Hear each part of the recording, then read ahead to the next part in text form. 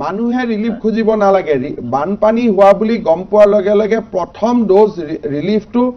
নিজে নিজে গুচি যাব লাগে then counting head count relief এইবিলাক নেক্সট ফেজত আহিব সুপি সুকাৰ ডিজে কি first dose relief will be on a human assessment not on inspection or not on any requisition প্ৰথম ড'জৰ ৰিলিফটো যেতিয়া মানুহ কেম্পত আহে মানুহে এক্সপেক্ট কৰে যে কেম্পত অলৰেডি পানী খিচিৰি বনোৱা থাকিব এভৰি ডিস্ট্ৰিক্ট এই কথাটো মই ইন এ ষ্ট্ৰং এণ্ড আনচাৰ্টেন ৱৰ্ডত কৈছোঁ কোনোবাই যদি মোক কয় যে ছাৰ মই ৰিপৰ্টৰ কাৰণে ৰখি আছোঁ ইনস্পেকশ্যনত আহিছে ৰিকুইজিশ্যনৰ কাৰণে ৰখি আছোঁ ৰিকুইজিশ্যন এণ্ড ৰিপৰ্ট এই this two word should go' out from the flood relief lexicon আৰ্মিৰ বোটখিনি ইউজ কৰক to send relief material to the Borsimalu and other unreachable area কাৰণ ইমান দিন হৈ গৈছে মানুহখিনি কি আছে কি নাই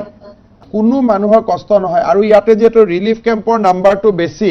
সবতে যাতে মেডিকেল চেকআপটো কন্টিনিউয়াছলি হয় আৰু এতিয়া যেহেতু পানীটো লাহে লাহে শুকাব হেলথৰ ইস্যু হ'ব হেলথ কেম্পবিলাক খুব এগ্ৰেছিভলি কৰিব লাগে প্ৰত্যেক কেম্পৰ বাহিৰত নাৰ্ছ এমপিডব্লিউ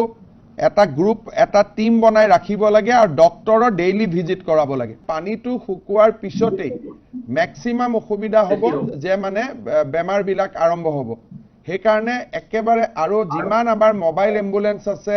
গোটেইবিলাক ডিপ্লয় কৰি দিয়ক 25 তাৰিখৰ পিছত সাৰ্কুল ওয়াইজ যেতিয়া পানীটো শুকাব একোটা আমি মেগা হেলথ কেম্প অৰ্গানাইজ কৰিব পাৰিম কেম্পৰ বাহিৰত আমাৰ এমপিডব্লিউ জিএনএম এএনএম এনেকে তিনিজন দুজনৰ টিম কৰি কেম্পৰ বাহিৰতে তেওঁলোকক ৰখাই থব লাগে ইমিডিয়েটলি কাৰণ যি ডক্টৰ যায় তেওঁলোকে দিনটোত এবাৰ যাব কিন্তু এটা ষ্টেটিক টিম থাকিব লাগে যেহেতু আমাৰ 8খন মেডিকেল কলেজ আছে ফেয়াৰলি ডিস্ট্ৰিবিউটেড ৰাডাৰ ধুবুৰীক ধৰি 9খনে হৈ গল প্ৰত্যেকটো সাৰ্কুলতে আমি এটা মেগা ৰিলিফ কেম্প এটা আমি কৰিব লাগে আৰু মেগা হেল্প কেম্প আমাৰ এম্বুলেন্স আছে গুটে আছে যাতে কোনো মানুহে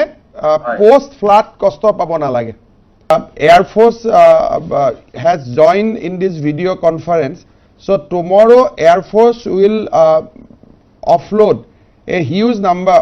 good quantity of petrol and diesel in Silchar we are very grateful to Air Force that they are doing that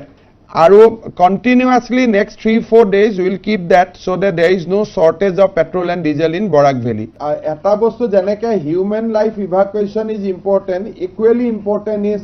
evacuation of cattle or other animals. So